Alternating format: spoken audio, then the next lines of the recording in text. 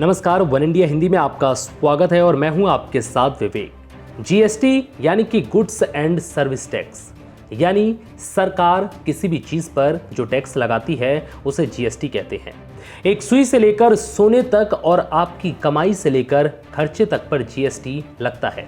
पहले ये अलग अलग टैक्सों के रूप में जाना जाता था, लेकिन 4 साल पहले सरकार ने सभी टैक्सों को मिलाकर एक टैक्स बना दिया जिसका नाम रखा जीएसटी। आज इसी जीएसटी को लागू हुए 4 साल पूरे हो गए हैं।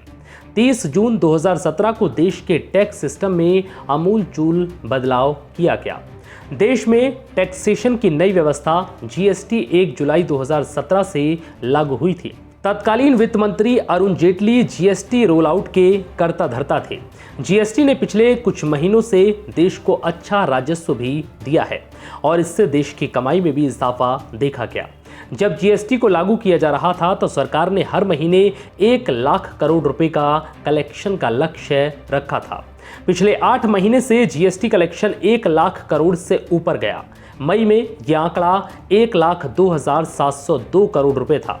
जब कोरोना ने दस्तक दी तो जीएसटी काउंसिल से मांग की गई कि कई वस्तुओं से जीएसटी की दरें कम की जाए। दवाओं और मेडिकल उपकरणों को लेकर ऐसी खास मांग की गई। इसके बाद दवाओं, मेडिकल ऑक्सीजन और टेस्टिंग किट पर जीएसटी की दर 5% कर दी गई। एम्बुलेंस पर लेवी को 12% कर दिया गया। हालांकि जीएसटी का संग्रह पिछले कुछ महीनों से 1 लाख करोड़ से ऊपर ही रहा है, लेकिन विशेषज्ञों का कहना है कि सरकार टैक्स नेट का विस्तार नहीं कर पा रही, इसलिए टैक्स कलेक्शन में बड़ी ग्रोथ देखने को नहीं मिल रही है। 2019-20 में जीएसटी में केंद्र की हिस्सेदारी मात्र 3.5% बढ़ी।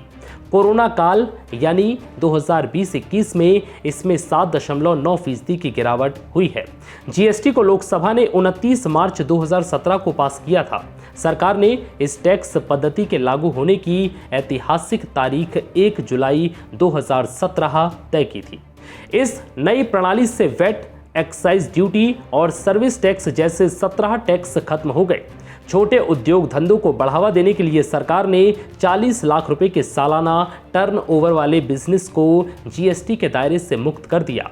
इसके अलावा वैसे बिजनेस जिनका सालाना टर्नओवर 1.5 करोड़ था, उन्हें कंपोजिशन स्कीम के तहत मात्र 1% टैक्स जमा करने की छूट दी गई।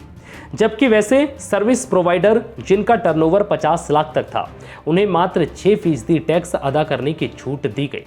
जब देश में जीएसटी लागू किया गया तो राज्यों और केंद्र के बीच फंड के बंटवारे को लेकर सहमति थी, लेकिन कोरोना काल के दौरान इसे लेकर राज्यों, खासतौर पर गैर बीजेपी शासित राज्य और केंद्र सरकार के बीच जमकर बयानबाजी भी हुई है।